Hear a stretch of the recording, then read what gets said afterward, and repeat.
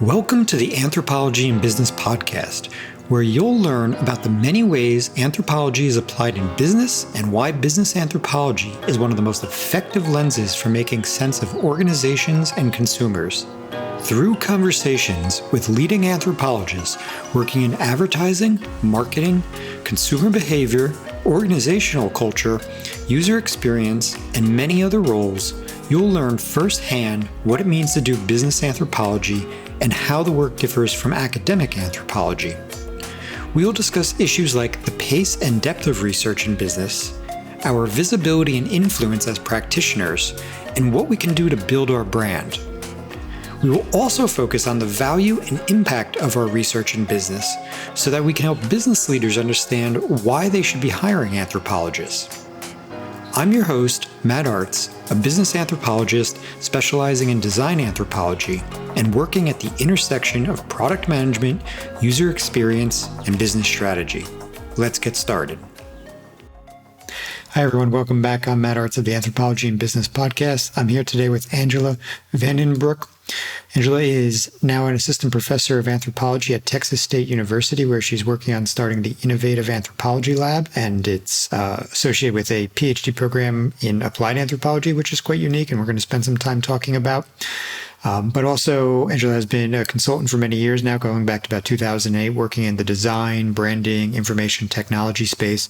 She's volunteered and helped all kinds of organizations and committees throughout the anthropology community, from the Committee for the Anthropology of Science, Technology, and Computing to the, helping a little bit with the Applied Clubs, which is related to the Applied Anthropology Network under IASA in Europe. Has been involved in medical anthropology quarterlies, all kinds of things. Aside from that, probably worth mentioning that your dissertation looked at innovation as a concept and how it functioned within the Stockholm startup community. So, of course, you're interested in entrepreneurship and innovation, which is all very related to today. So, Angela, thanks for coming on. Would you mind sharing with everybody how you first got interested in anthropology? Sure. It's a long story. I actually fell in love with archaeology first. As a little kid, I loved it. Went to college to do archaeology, but as I'm an American, I was in a 4-field anthropology school, and while I was there, sociocultural anthropology started speaking to me.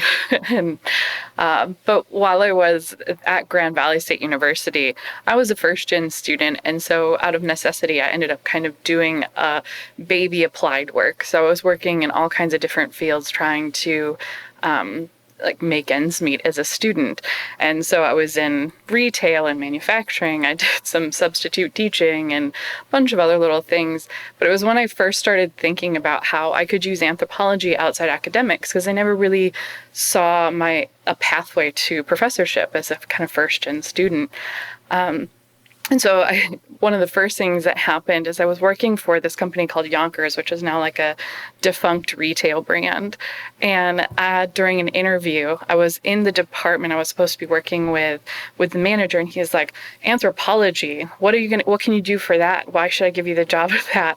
And I think it was kind of like a throwaway question. But in that moment, I was like, "Oh, well, I could probably use this." And I started looking around at the department, and I was working in the pluses and petites department, and they had filled their pluses department, so the racks were all approximately 2.5 feet apart, and then they had double stacked their petite department so that the tops were above the pants.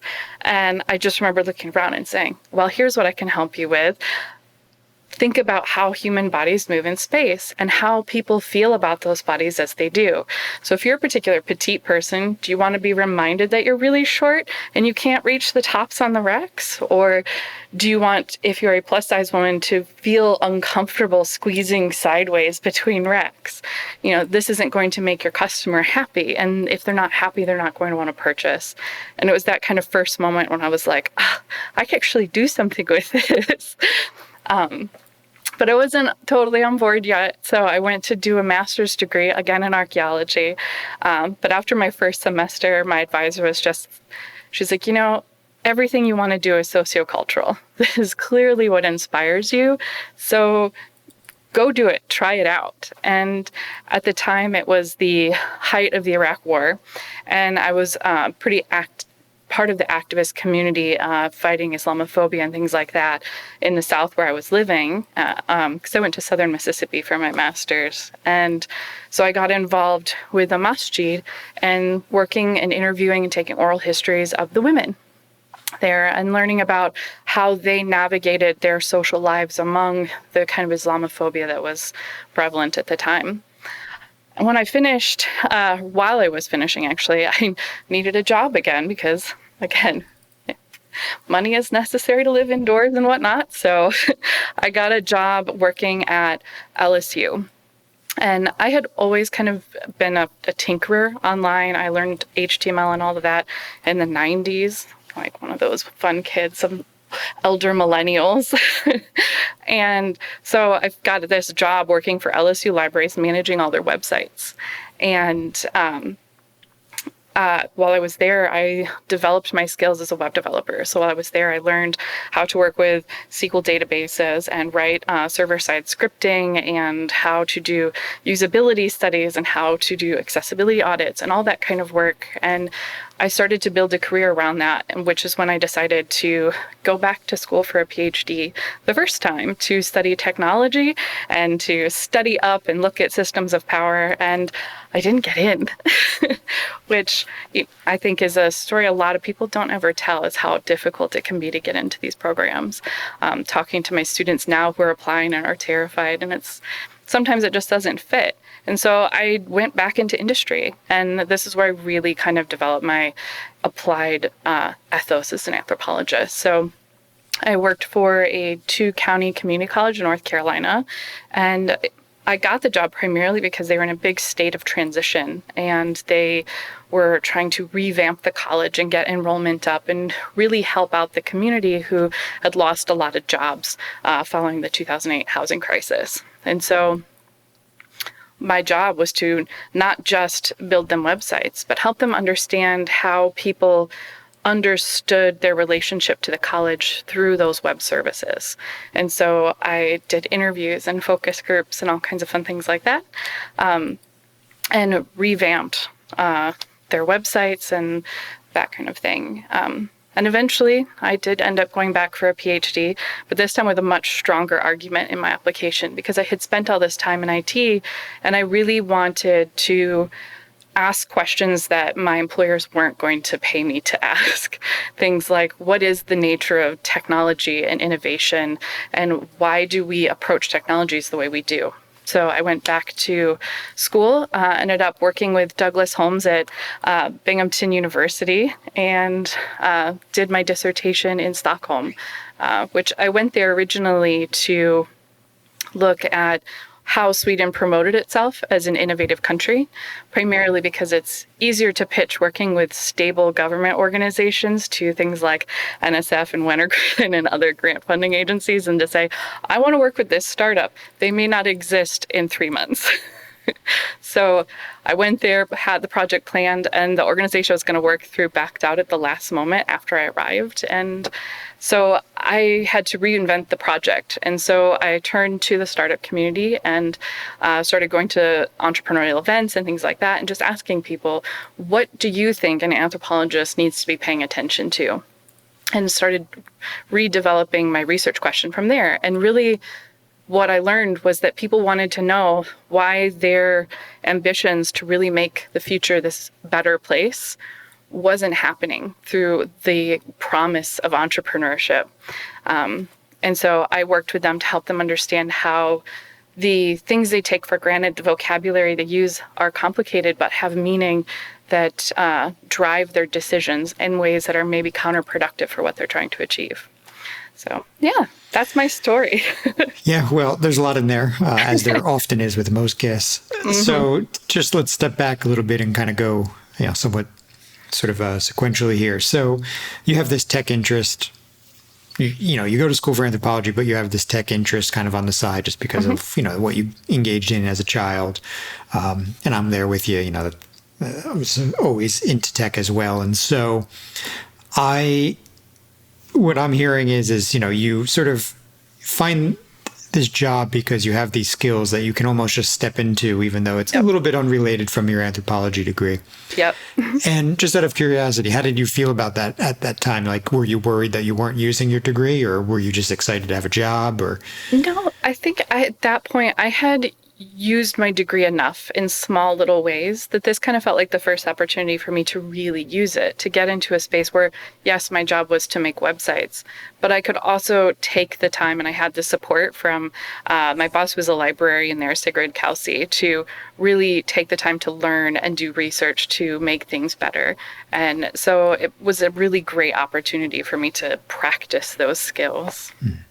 And yeah, thanks for saying that. Let me reframe that though, because so not that you weren't using it, but more so that you weren't identifying, right, as an anthropologist. Did that give you any rub at that point? Yeah, well, there's always that, you want to be the anthropologist and have the job title. But in reality, I had just accepted that those didn't exist, particularly at the time and in the area I was in. I just did a lot of positioning myself when I was at meetings and things like that, saying like, hi, I'm an anthropologist. Also, I make our websites.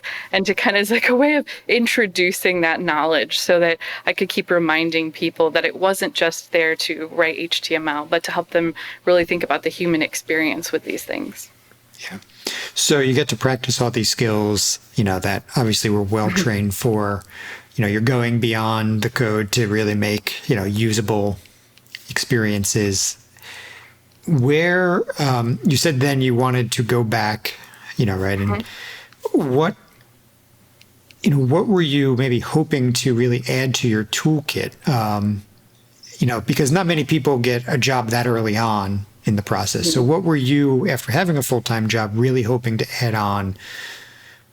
Yeah, so originally, when I wanted to go back for a PhD, it was because it was that this is what I always said I was going to do. And I think this is why my applications were not quite as strong as they should have been, is I really was thinking, well, I have to go back and I have to finish anthropology, right? But after I worked longer in the field and I had that longer term job, it really became more of my own curiosity. I wanted to take the time to do the reading and to do the field work that I wasn't going to be able to do from within industry. Because at the time I thought that would lead me back into industry and it would make me a better developer, a better designer, and a better consultant, to have those experiences that I didn't have at the time. Because my master's degree, while I could see the relevancy, was sometimes difficult for other people to find. They're like, well, you spent all your time with Muslim women talking about identity. What does that have to do with websites? And so I thought if I could make a clear connection, it would be better.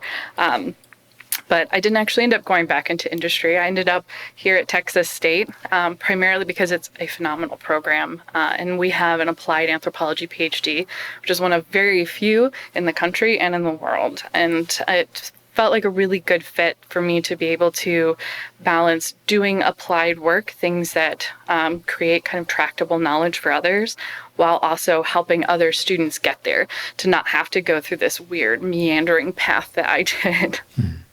Yeah, and we're definitely going to dig into that program some more, but to continue on a little bit further in your meandering path. So, if you've been consulting from 2008, it also essentially means that you were in your PhD program and doing jobs on the side. And so, I guess the question I'm going to ask is how did you balance that? Because obviously both can be a little bit of an effort. It ended up actually working out really well. And I think I'm a pretty uncommon case that way. It started out, I was looking for a graduate assistantship because as a PhD student, I was like, that's what I should be doing. And I got an offer for one, but it was so low compared to the amount of money I could make as a freelancer, or I ended up actually continuing part-time for a little while for the community college I had been working for full-time. And I just thought, okay, I'm just going to give this a go. I think I can make enough money to be sustainable to support my education. And so it really just became this balancing act, just as like, if you're doing a TA ship, it's the same kind of thing. Work your 20 hours and try and sequester it there. But the nice thing was that because I had that outside of the department experience, and I wasn't just entirely doing anthropology, that I was academic anthropology, I guess. I was able to stay connected and keep those skills up so that when I graduated, I could still say, yes, I'm still a web developer. I can still make contemporary technologies. I can still look at branding initiatives and know what the current trends are and what you need to look at. So it worked out actually pretty well. But I don't know if you were starting from scratch that would be particularly easy to do. It only really worked out because I had that little brief career between my degrees. So let's talk a little bit about, in that time, yes, you already had these skills that you could build on, but technology was drastically changing at that point. iPhone comes out 2008, right? Everything kind of gets turned on its head. So there's still quite a bit of things you need to learn. Maybe for you, it was just improving on the foundation you had, but, it changed pretty drastically from before that. And so what were you doing at that time to sort of stay up? What were you learning? Where I'm going to go with that next is really to talk a little bit about the jobs you were involved in, some of the tech work, some of the branding. And so just to kind of get us there, talk to me a little bit about, again, sort of skill development in that period of your life. Sure. So I took on projects often that I thought I could get new skills from. So if I wanted to work on, for example, like WordPress came out with the Gutenberg editor, and I knew I wanted to learn how to do that, I took on a contract to develop for it and then did the work for it. And so I kind of curated the projects I worked on and would pitch to people specifically, like, I want to work on this skill so I can develop this thing for you that you may not have thought you needed. And that gave me the kind of paid time to be able to work on those skills, which I don't think I would have been able to if I didn't have that ability. But a lot of it is just, keeping up with literature, is not just reading academic anthropology, but staying in contact with industry and what the new standards are, and that kind of thing. So pitching the job the way you did is kind of interesting, and I never heard somebody quite frame it that way. Oftentimes on the podcast, we've talked about the need to kind of build a portfolio any way possible. That's volunteering. Of course, if you can get paid, go for it. But in your case, if you're pitching a project for something you want to learn, were you then also sort of underselling the value, like to get it? Like were you reducing the cost or? Yeah, a little bit. So I worked a lot with academic organizations and nonprofits. And so they already couldn't afford like your typical designer, developer, consultant. And so I was able to move into that space and still charge a rate that I felt was appropriate for me, that I felt recognized my value, but that I could make that space for kind of learning and pitching extra things because they had needs economically that they couldn't ask for more than that. And so they also tended to see it like, oh, now we're supporting you as well. And so it's kind of this nice give and take relationship. Yeah, nice suggestion. And since you were involved in branding, were you doing anything in that space, not tech sort of skill development, but more so in the design space? Yeah, so I've done, for example, while I was at Binghamton doing my PhD, I did the branding for a neighborhood in upstate New York. It's called North of Main, or NOMA, in Binghamton, New York. And it is this beautiful old historic district, but it had grown to have a terrible reputation. There was a lot of poverty and things like that. And the neighborhood could kind of banded together and got this really big grant to do a lot of community building initiatives. And one of the things they wanted to do was to motivate people to see themselves as a group in a community. And so they hired me to build a brand for them that they could use for their events and their programs and things like that to kind of get people excited about it. Got it. And so for somebody who, especially considering, now that you're teaching and teaching applied courses, I'm wondering if you have any suggestions here for what others might want to develop in terms of skills? If say they're in a undergraduate or graduate program, and they know that they want to practice in some sense, what are you seeing right now as really valuable skills to develop?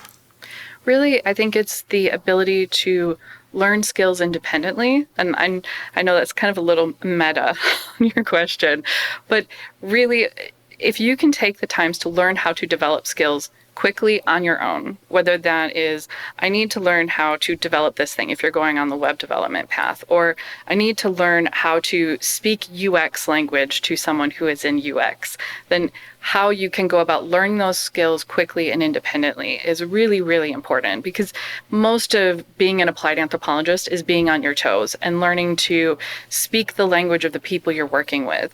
And it's possible you could get really niche and be like, this is exactly what I do as an anthropologist. I only work with these types of projects and these types of people. And then you only really need to develop skills for that. But I've found that often the people who ask for anthropologists are very diverse, and they have diverse problems and their diverse backgrounds. And so it's easier really to make yourself very flexible, to be able to learn quickly to walk into a room and learn what the organization is like, how people communicate, and learn to use the tools they use. Yeah, agreed.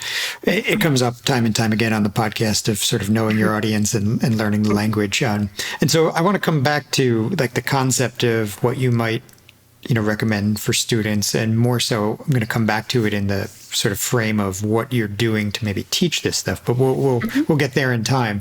To just stay on your career for a bit. So you go to Stockholm, you're looking at startup culture. So obviously that implies entrepreneurship, innovation.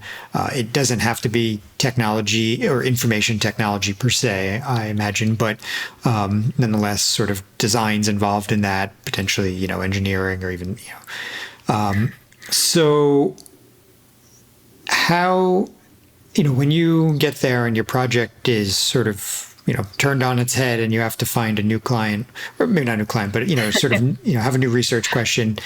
That's always, you're not the only one it happens to, but it's a bit of a challenge. So aside from sort of looking around and identifying a new need, how did you really kind of go about that? Like what was your playbook for working your way through that? So the first thing I did was find all of the public events I could, and I showed up and I talked to people. And that's, honestly, like the most important thing to do is to just start talking. And networking is kind of those complicated words that gets associated with businessy people. And some kind of academic anthropologists can be a little allergic to it, but it is actually quite useful. It's that kind of, let me tell you my story and who I am and what I'm doing, and you tell me yours, and then let's exchange. Like, do you know people you think I should be talking to? Who do you think would be interested in this? What are the big questions of the day? And inserting yourself into those conversations. And that's really what I did, is I just showed up and I talked. And eventually I started finding people who were interested in it as well. I take a collaborative approach to ethnography. So for example, I built a web app to store all my data in, but then to also give access to anyone who I interviewed to see the data and see what I was doing for analysis as I was doing it, and to get their feedback on it. And I ran some workshops and things like that with interlocutors to get their feedback. But by aligning myself with the kind of things they also cared about, rather than coming in with a kind of esoteric academic idea that I wanted to prove or disprove, I really wanted to find out what was important to them and what anthropology could speak to. And I think that's why I was successful working within the community and getting so many people on board, either to sit down for an interview or spend a whole year in conversation with me. And so obviously, given the broad topic, I can see how it would relate back to your work. But did you have any concern that by, really trying to address their needs, that it also maybe wouldn't serve you in the future, or like did it deviate from your initial path where maybe it was less clear how you were going to bring that back and use it to your benefit, or? No, not really. I think for me, the best anthropology is anthropology that does something for people. And what matters to me is really if it's useful? Is it something that someone can read and feel something about or make a decision with? And if that's what it does, then that is good enough for me. So for my career, that's all I really wanted. I wanted to have research that could be impactful, although that's a word that's loaded these days. And actually, it's going to be, I think, the focus of future research instead of innovation looking at impact. So, but yeah, that's really what mattered to me. And it wasn't so much about, I have this particular theory I need to explore. It was more about me finding these are the questions and then going back to anthropology and theory and saying, how can I help these people understand it? What methods, what theory can help me navigate this space and make, the strange familiar and the familiar strange, or unpack really complex ideas that are difficult for people to sit with for any period of time. Yeah, I don't mind it at all having shaped my work around what other people need, because I really think that's what anthropology is best at. And so when looking at startup culture there, have you done any work in the States on startup culture, just like casually, that you can compare and contrast, or? So I did a very small amount in Western Michigan. While I was writing my dissertation, I got involved a little bit with the West Michigan entrepreneurs, mostly for me to just kind of see how weird was Sweden.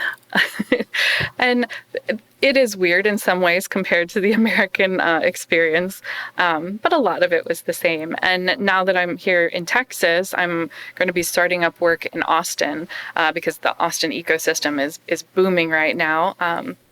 But unfortunately, with COVID, it has made it a little difficult to get in person and show up at networking events and talk to people. So I'm a little delayed on that, but I'm excited to get it started. I'm going to be here for a while, so be a good place to be. And so what were your big takeaways from the research in terms of, startup culture and entrepreneurship?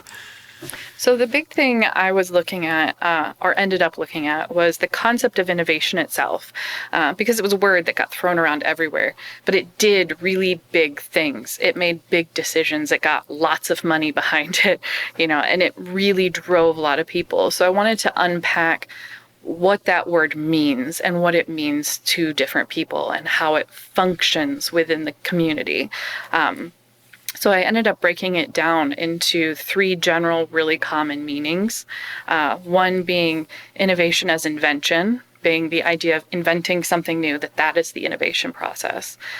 Innovation is change, as in the idea that innovation is changing something in our social lives. It's changing behaviors, changing infrastructures, changing the way we live and relate to each other. And then the last was innovation of promise, which was really the promise that entrepreneurship could take an invention and create change, kind of combining those 2 things. And that these 3 things happened, were brought together and used interchangeably without any marcation. And so while someone could sell you innovation as change, what they really wanted was invention, but then they could pretend it was the same, even though the stakes were very, very different.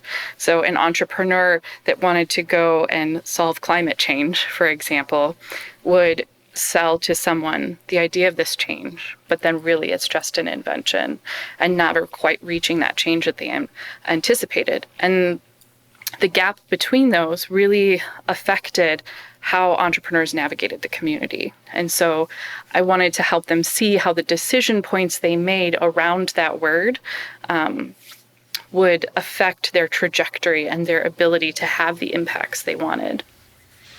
When you use the word change in this, in this scenario, I guess I'm wondering, is there any value judgment placed on that type of change, in the sense of does it always imply positive change, or are people willingly accepting that it's not always positive? Yeah, I would say that innovation as change can be positive or negative. It's simply just change. And the idea that things change and that is innovation. But as we're talking about the promise of innovation, that's where it starts getting value loaded, where it is about positive, we're going to make better futures. But often it doesn't ask better for who or better in what ways. And it all kinds of gets folded in, the idea that it's just going to happen. If we create this thing, something better is going to come from it. And that rhetoric around innovation and all the things it obscures hides what it is that's going to lead to that positive change, what decision points need to be made to get there. And how about as it relates to strategy? Because, strategy is a word that comes up often, even, on this podcast, but certainly, throughout business. And, most people to me refer to it as, or what I generally hear just, out in the broad kind of community, people generally look at it as maybe like a series of decisions, trade-offs, things of that nature. But to me, just given sort of my academic background, I've always come to it much more from the perspective of sort of sustainable competitive advantage, that at least is going to provide, some advantage for some period of time, obviously not forever, but, for some, meaningful period of time, which probably is decreasing in length, from what it used to be. But were any of, the community that you were working with, did they any way relate this back to, sort of sustainability? And I don't mean that in just in like sort of the environmental sense, but like as an organization, as a, human population. Yeah, there's a lot of conversation around particularly social entrepreneurship and the idea that, we want to make these positive social changes in the world, and whether that was sustainable as a business practice or not. And there was a vast amount of opinions on this, as I'm sure you can imagine. So I interviewed a venture capitalist who told me, if you want to change the world, that's great, but only after you've made your $1 billion, which is cynical.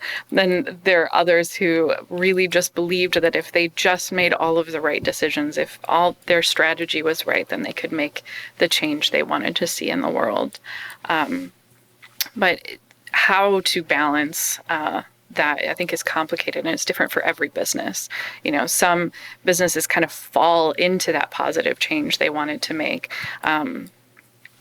For example, I worked with a company who makes face masks, but they were making them for air pollution at the time that I was working with them, because that's what they were very concerned about. They wanted to raise awareness around air pollution, and they wanted to help people protect themselves with things that they'd want to wear. So they made really fashionable Swedish designed masks, But then after I left the field, COVID happens, and suddenly they are a health company now that they didn't anticipate being. And they had to pivot pretty drastically to adjust their strategy. And they could have just said, well, people are buying them and we're making buco bucks, so we're good now.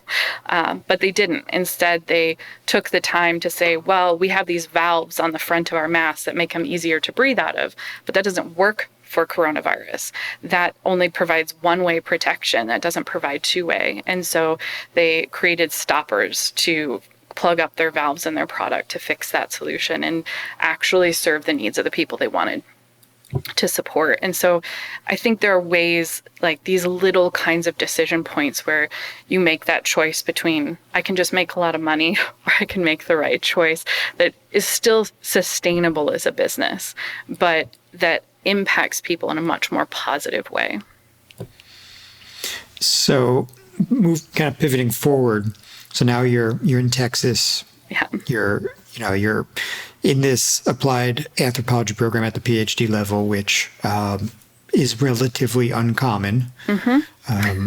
Are there any others? Yes, there are other programs, but I'd like to think that we're one of a kind in the way we're approaching it.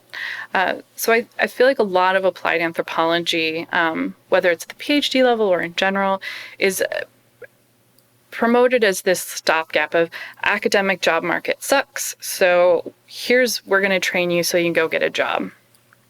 And here we're really trying to take applied anthropology seriously as something that anthropology should be doing. Not that every anthropologist needs to, but that this really is what will bring the discipline forward.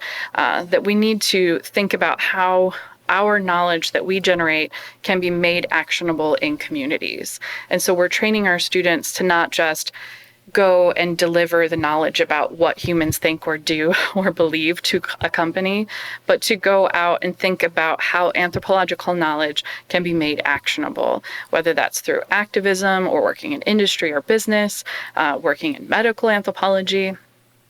There's a lot of different venues.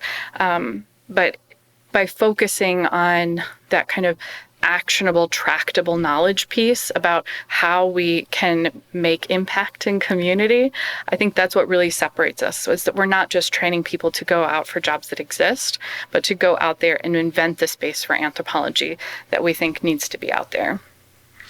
So, of course, there are some core skills that, don't change, that, core sort of theories, methods that aren't going to change that you need to teach. But there are a lot of other skills that students will need to, have a complete skill set to work in many jobs. Yeah. And so how do you go about filling that gap? Because, I did go to an applied anthropology program at the graduate level for a master's at UNT. And I'm just wondering, what might the difference be between, say, a master's level program and a PhD level program? Are you going to kind of expand on what, say, they're trying to do? Are there other skills that you're bringing into the program? So I'd say one of the things for me personally that I want to do with our PhD students is a little bit different, is give them the space that I got in my PhD. Because I actually had a very generous advisor who was like, yeah, be applied. That's great. But to give them that space to come in and find their niche and develop those skills, give them the tools they need to do it somewhat independently. So rather than say, okay, you're going to come into this program and I'm going to teach you how to be a UX researcher, and these are the steps. Rather, they come in and say, I want to do UX design, or I want to do nonprofit organizational anthropology, and give them the space and the tools to develop those skills. And then as faculty, support them in developing their own niche and their own kind of brand as an anthropologist, how they're going to go out into the workplace. And we support that also with what we call them externships. It's a Texas state thing. They're really internships. So rather than doing the kind of traditional PhD program where you have a student going to Wenner-Gren or NSF and getting a $30,000 grant to go spend a year in another country doing field work. Instead, they do internships in local businesses and nonprofits and government organizations to develop those skills in industry in the areas that they're interested in. And then aside from that, we have a bunch of other great things on campus to support them if they're really interested in stuff. So we have like a usability lab on campus, and we've got maker spaces and content creator stuff. So all kinds of fun tools for them here on campus to support them. And aside from the externships, are all of the classes also applied in nature, in which there's some sort of maybe client project that they're working on? It depends. Some classes are, some classes aren't. So we do teach like general theory courses and things like that. I'm, for right now, teaching a design anthropology seminar course in which we are having conversations about what is design, how does design happen, but then also towards the end of the semester, learning the kinds of design research methodologies that are used in the field. But then on the other side of that, we have things like a community research class. Dr. Emily Brunson in my department has been taught this last fall, where they go out and do community research, kind of like a mini field school, but in an applied setting. So we have a kind of mix of those kind of applied skills, but also keeping them up on the literature. I think so often we like to think of applied anthropology as less rigorous or engaged with theory and things like that. But really the best applied anthropology is those that are informed by this huge body of knowledge we have as anthropologists. And so we want to keep them engaged in that and help them translate that into things that industry or whatever niche they want to work in will fit. And so, in the program, I guess, is there any focus at all? I mean, I know you said you kind of let students come in and they can sort of find their own path, but do you have like any core competencies based just upon faculty or? Yeah, so each of us kind of has our own strengths. I'm doing primarily business and design things, but I focus primarily on startups and tech startups kind of industry, and we're hoping in the future to hire someone who's more of a corporate anthropologist. We have someone who works in medical anthropology. We have another faculty member who's doing social media, who actually just got a great grant from NSF to build a startup around her research, Dr. Nicole Taylor. So we've got that right now, but we're actually growing as a department. So we'll be hiring new faculty over the next few years as some of our other faculty retire, and build out those competencies. So we're kind of hoping that we can cover those like core areas that come up a lot within applied anthropology. Great. And maybe talk to me about the lab. I mean, it has a very interesting name. So I'd be curious to see, is that you're doing, was that already on the books? So I am starting this semester, actually, we're doing a soft launch internally, the Innovative Anthropologies Lab. And really, I wanted to create a space for collaboration and learning. I think it is so important, particularly on these applied skills, to get people together to learn things and try them out and get on computers and play with Dreamweaver to learn how to do scripting and things like that. And so this lab, my goal is to give students the tools they need to learn the skills they need for industry or nonprofit or whatever direction they tend to go, and then give them some kind of peer support network. So we're building in like event programs for workshops where if a student learns a skill, they can then hold a workshop to teach their peers about that skill.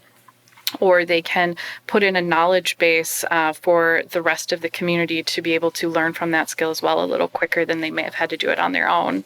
And then we're hoping over time to grow it to be a more external research network. So we want to have external events, do some kind of collaborative workshops with our community partners, and potentially as well, we're thinking about in the future doing some contracting and having local organizations who want to hire teams of anthropologists hire our students and work with us directly out of the lab. Good. Well, that sounds really exciting, especially the sort of contracting portions. Yeah. It's definitely unique. I am very excited for it. Yeah, congrats on starting it. It sounds great. What you just described about the external events also brings up something else that you're supporting, and a little bit related to, which is the Applied Anthropology Network Applied Clubs. And I've had Laura on already. She spoke about them, but you want to, just for anybody who maybe missed that episode, give a brief plug of what that's about? Yeah, so I am part of the Applied Club for Innovation and Entrepreneurship with Applied Anthropology Network in IASA. It's a mouthful. But Laura and Marcus and I are running that Applied Club. But essentially, the Applied Clubs are just kind of like small work groups that put on public events for anyone who's interested in that particular area of applied anthropology. So there's Applied Clubs for all kinds of different things like digital technology and that kind of thing. And ours specifically is very new. We've only had one event so far, but we're hoping to do a lot more to promote the anthropology of entrepreneurship and within entrepreneurship. Great. Well, I will certainly link to that as well. Just it's a great initiative. But I know Laura had great things, a lot more great things to say on her segment. No, it's really her baby. Yeah, it's her baby, but good to give it another plug. So, of course, yes. One of the other things you're involved in, which my guess is. I'm not sure the visibility that this initiative has, but the Committee for the Anthropology of Science, Technology, and Computing, which itself is also a mouthful. Yes. Seems like a little bit more of kind of one of the buried maybe subgroups of AAA, of which there's many sort of subgroups that are, not as big in recognition as some others. So for anybody who hasn't heard of that, you mind also giving a sort of a little blurb on that? Yeah, so CASDAC has really been my academic home for a long time. I joined them in 2013 as a junior web producer, and then eventually the year after took over as web producer and just kind of stayed there because I manage all of our web tech. And so I've been lucky enough to stay in the leadership all this time and get to see all the lovely people that come through. But essentially, CASDAC is a organization under the General Anthropology Division of the AAA. And we have, depending on how you count them, around 300 to 400 members who are on our listserv and come to our events. We do like an invited lecture every year at the AAAs. But really the main thing we do is we have this fantastic blog called Platypus. We have a team of excellent contributing editors run by Svetlana Borodina, who's our current editor, and they go out and they curate these posts on anything science and technology and anthropology related. And so that runs the gamut from highly academic theoretical work to very deeply applied industry work. And so there's a lot of great stuff on there. But one of the things I really like about the community is we've done a lot to be much more inclusive. On one side, to bring in those applied folks, because if we're going to do science and technology studies, there's so many of them out there and they're doing fantastic work that we want to hear about and bring them into the conversation. But we've also done a lot to internationalize. So we offer blog posts in English and another language, depending on the author and where they think their work will speak to. And we're now starting out with audio versions. So if you don't have time to read a blog, you can come listen. But it's a really great community of scholars and applied folks who are really digging into some of the most important issues in science and technology right now. Yeah, no, it's a great blog and fun logo as well. Did you make the logo? Yeah, well, a bit. There was a logo that had been stolen of a platypus. I think maybe it was a Creative Commons or public domain something ages ago. But I ended up doing the vector version that's on the website now. Cool. Yeah, it's a great site. Nice job with it. So.